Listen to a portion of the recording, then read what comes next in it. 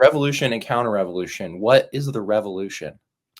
Okay, in order to understand that, I'm going to give a brief definition, which is the first chapter of the book. It's very short. So the many crises shaking the world today, those of state, family, economy, culture, and so on, are but multiple aspects of a single fundamental crisis whose field of action is man itself. In other words, these crises have their root in the most profound problems of the soul, from whence they spread to the whole personality of present-day man and all of his activities. So there's a couple things there that I want to highlight. The first is this notion that all of these problems we see are rooted in a single fundamental crisis. Dr. Pliny used to say that it was like a forest fire.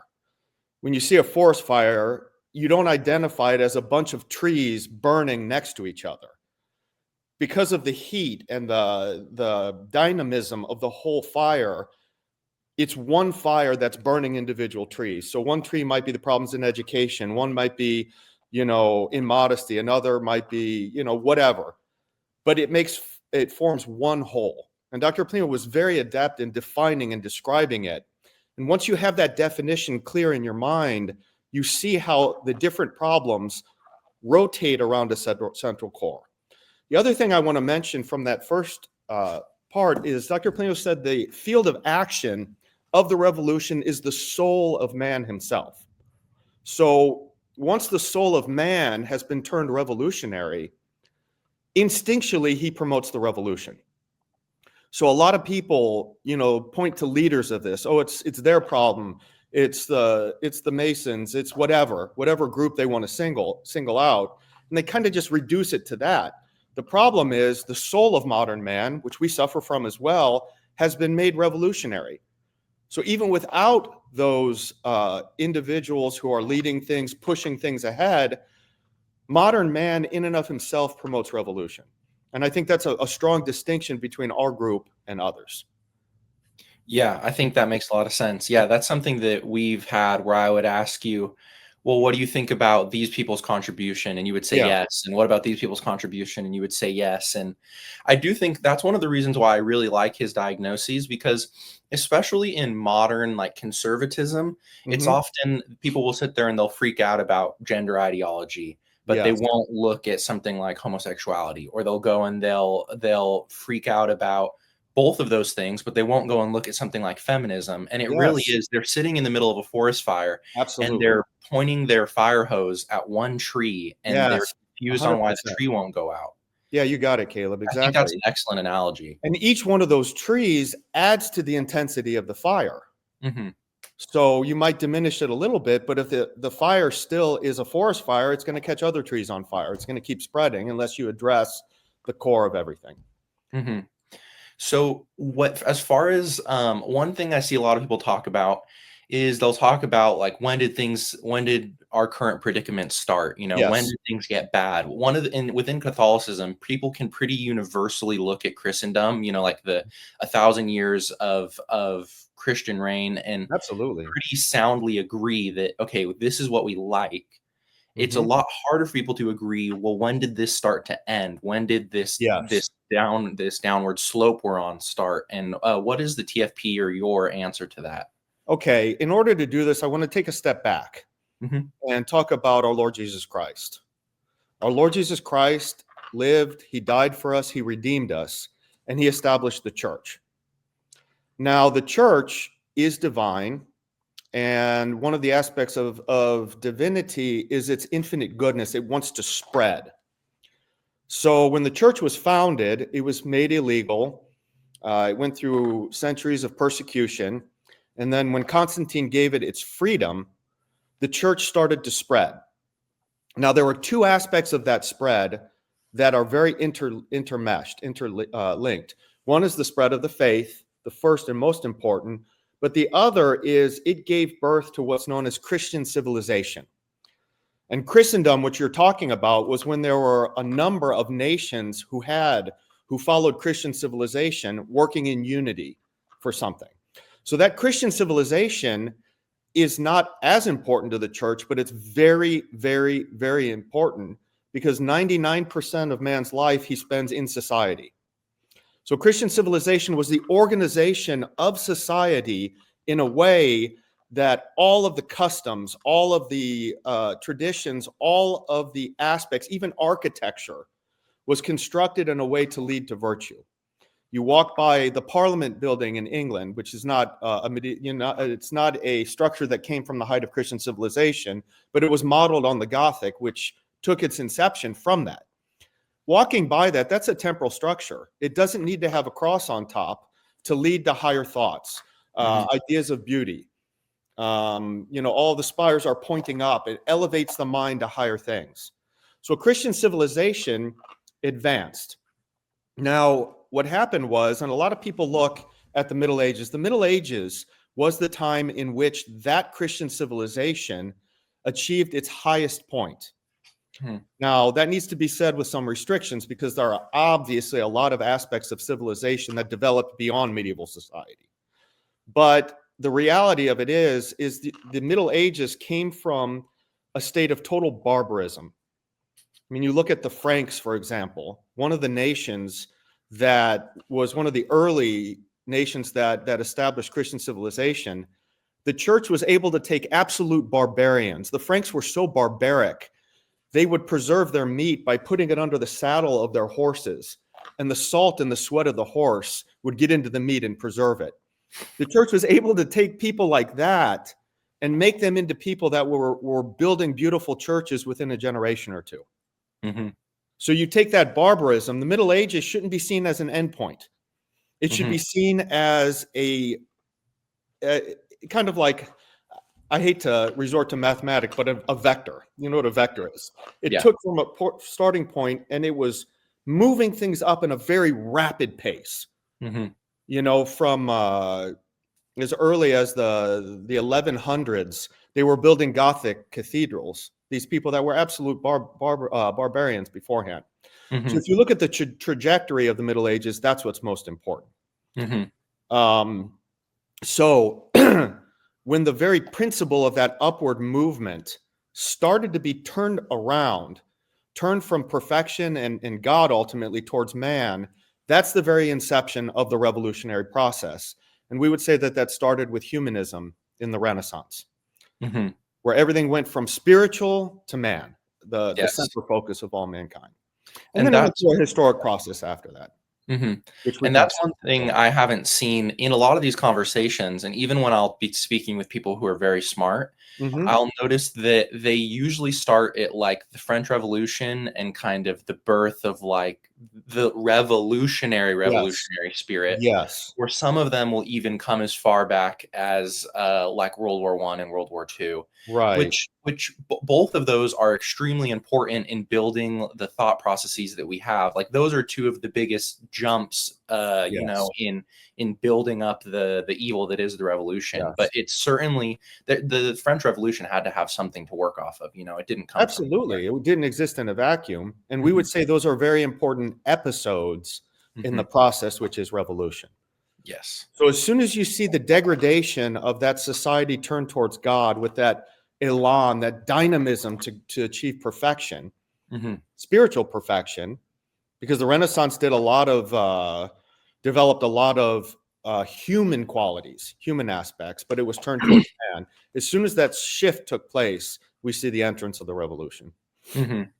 And I think one thing that's important to clarify is that when we look at the benefits of Christendom, and we're not necessarily looking at like a lack of electricity or penicillin or something like that. And we're not Luddites, Right. We're not wanting to go and live like cavemen. That's not what is being said here. A lot of it, I think, has more to do with the morality of people than it does having to do with the specific like the technological advancements, because during the entirety of Christian civilization, technology was constantly improving, being pushed by the church. A lot of historians say that the greatest shift in technology took place in the 13th century, because there were such revolutionary things that changed. And I use revolutionary not in the bad sense, but it really changed society. For example, the development of mills. The development of mills allowed Europe for the first time in history to be entirely free of slavery. because a lot of the menial tasks, instead of slaves doing them, they would have a mill and a river that would grind flour. It would do all sorts of things. That was a huge development. The development of eyeglasses took place in that time. The development of buttons. You have different types of plows that tripled the effective work of farmers. Like I said, the invention of lenses and the eyeglasses extended man's work life by 20 years, for example. Yeah. So we're not opposed to technology at all. But when revolutionary man makes technology an end instead of a means of achieving spiritual goods, that's when the problem comes in. Yes. Yeah, for sure. True Catholic says the Renaissance was not good. It's the beginning of immodesty, Yes. especially paintings. Mary like modesty standard. I think they mean Marian modesty standards. Yeah, My for Life sure. in a Prayer Book, 1998, can be found online. Yeah, excellent comment. Very good. Yeah, definitely. And again, that immodesty was because man, his physicality and his body was put up as a standard, something to shoot for. And that was the end in and of itself instead of God. Yes, for sure. So when it comes to, so we're starting at the Renaissance with humanism. Yes. So Yeah. how, you said it's like a vector. So how does this vector move forward through the development of the revolution? Okay, it's interesting because one of the reasons we fight in the temporal sphere is because the temporal sphere forms man. And once it forms man, it has its effects in the spiritual realm. So humanism led to the elevation of man over God. And so that led to a lot of the tenets of Protestantism. For example, free interpretation of the scriptures. I don't need some teaching authority to tell me what the scriptures mean. I'm man. I'm human. I can do that by myself. I have my intellect. So the first revolution started in the temporal sphere and had a devastating effect on the spiritual sphere. And the first main episode of the revolution would be the Protestant Revolution. And that was very important because it split the spiritual unity of Europe in two. And that split, that dichotomy that took place, obviously had its effects on society as well. So once the authority structure of the church, I'm going to keep talking about authority a lot here because the essential aspect of the revolution is egalitarianism, making man believe in absolute equality of all beings. Because if man doesn't understand hierarchy, if he doesn't understand that he has to submit himself to proper authority, again, tendentially, that leads him to think that the ultimate authority, God, is also someone that you don't have to submit yourself to. So it's a psychological thing that trains man. So once the authority structure of the church was broken with Protestantism, as a whole, obviously there's different variants, but just painting with broad brushstrokes, a lot of Protestantism was breaking down hierarchy structures. The next episode was the French Revolution, which you mentioned. And that was an attempt to break the authority structures in society. Take down the higher classes, the nobility, the people that sacrifice themselves for, True Catholic says legitimate authority, of course. Yeah, exactly. So the next one, the Communist Revolution, was trying to take away economic superiority. We see an attempt to just level everything out. And when that leveling takes place, it always brings things down to the lowest element that there is. So communism wasn't saying we all have to be rich. It was we all have to be poor and miserable. We all have to be manual workers, and that's it. Not to diminish in any way the dignity and the importance of manual labor, but society should have more than that. So now we're entering into the fourth phase of the revolution. I say we're entering, it really started with hippieism. And that's a little bit trickier, but one thing that's very beautiful is the well-ordered soul has a very strong authority structure. You have the intellect at the top. The intellect governs the will. It tells the will what it should love and what it should want. And then the will has to be strong enough to govern the passions of man, called the sensibilities. So beginning with the fourth revolution, that was the aim. You look at the Communist Revolution, it was still an intellectual argument. The orders of the soul, it was bad, but the orders of the soul were still intact.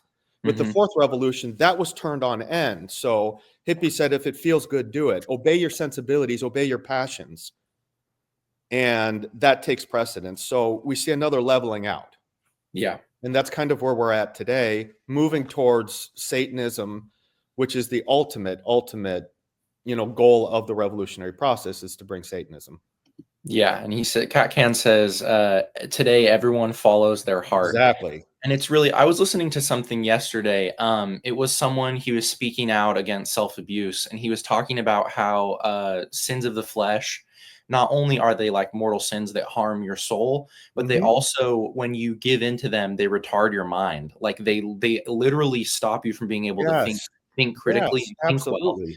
And so kind of with hippieism, the giving into all of your carnal desires, there's no need to make a there's no I mean say what you will about Marx. I mean, he certainly is able to make a legitimate argument. Like whether or Yes. not it's a good argument or not is another Yes. question. But there's no need to make an argument like that when you've given in to all of your carnal Yes. desires. What's funny about that is at the beginning of the hippie cultural revolution, there were ideologues. There were people that, gave an intellectual argument to why you should just give free rein to all of your passions. But it gave birth to a movement, which we're seeing today, in which the passions rule everything and you don't even need to make an argument. If Hmm. I feel like I'm a woman, I'm a woman, those types of things. Yeah. Yeah. Yeah. That's very interesting.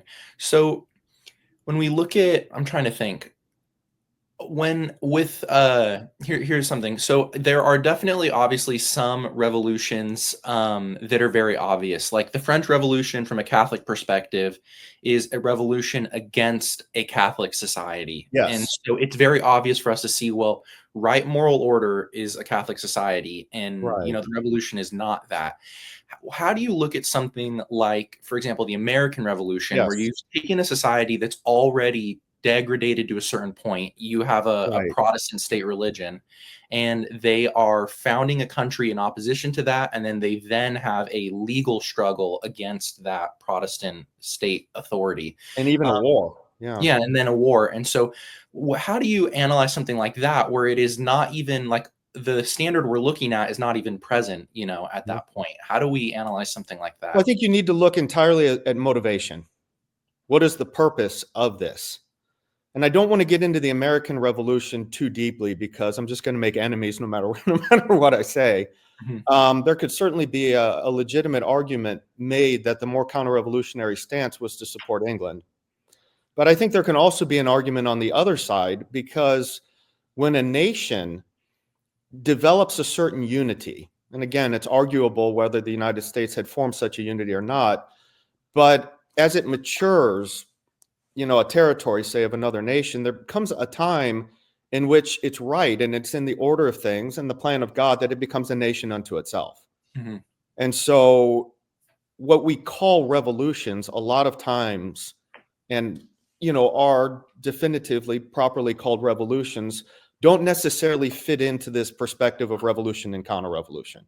Okay. And Yeah. I think Brazil is a good example of that because it was there was a war, but a very short. It was arranged beforehand that the son of the King of Portugal would start to reign as Emperor of Brazil. And the King of Portugal basically had to put forth a show of force saying, we don't want to lose this territory. But it wasn't a strong fight. It wasn't a strong thing. It makes sense for territories and nations like the United States to gain independence at a certain point. And Hmm. because of the Valley of Tears we live in, sometimes that leads to war if people Yeah. are struggling against injustice. Hmm. I guess one of the things I was kind of meaning was, so something you and I have talked about really quick. Let me put some comments up.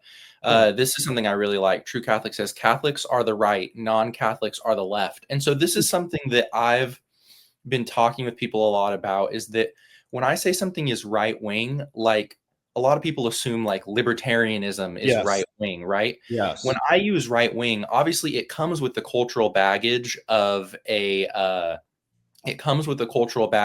French Revolution, but in a truly correct sense, I just mean right wing as Catholic morality, and I mean left wing as anything that's not that. And And I so, think that's the correct definition.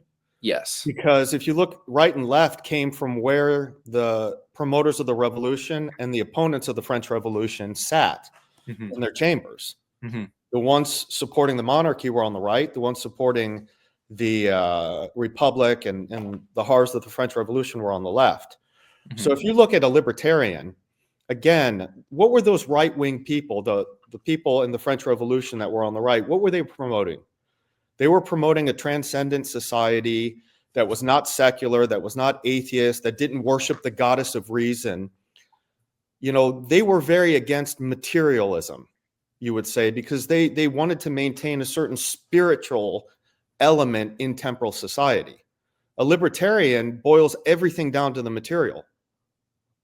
So, in fact, although it manifests in a different way, libertarianism is a son of the left, not the right, Mhm. in its original meaning. And so I agree with you 100%. Mhm. Well, and I think that whether it be liberalism or libertarianism or communism, all of them are materialistic, and Absolutely. they all on the fundamental they all take the presuppositions of liberalism, like they basically I had come up with, they exchange the Garden of Eden for the state of nature. And so Interesting. Yes. the Garden of Eden, they're Adam and Eve are in this perfect, this utopia, but Yes. it's still one with a strict hierarchy. They walk with God, but God is with no doubt in charge, right? Of course. And same thing, even then within the Garden of Eden, Adam is ordered as the man over Eve, and so on and so forth. But the state of nature that liberalism puts forward, that all these other ideologies run with, that everyone just existed at some point, everyone was equal. We Yes. were just a savage in the wilderness. Yes. This is And that's really not just the origin of man. hmm? That's not the origin of man. Yeah, it's not. It's a That state fiction. of savagery. Yeah. Yes. Absolutely. Absolutely. And the Yeah. development of man is a good thing because, we mentioned man being a temple of the Holy Ghost. Hmm. What is proper for a temple of the Holy Ghost? Is it to live in a refined society where people wear elegant clothing? They're not, tearing flesh off of bones with their teeth. They're preparing meats in a way that elevate all of society. It's much more suitable to man as he truly is. Hmm. Yeah, Yeah. I agree. And what you're talking about is enlightenment thought, Hmm. because Hmm. when enlightenment took away all authority, took away the value of revelation, what they were left was nature, but it was nature degraded by original sin. So we have this situation where, survival of the fittest and all of these kinds of things, those may be laws in a nature that has been corrupted by original sin, but it's Hmm. not the original intent of the creator. Yes. Yeah, for Mhm. sure.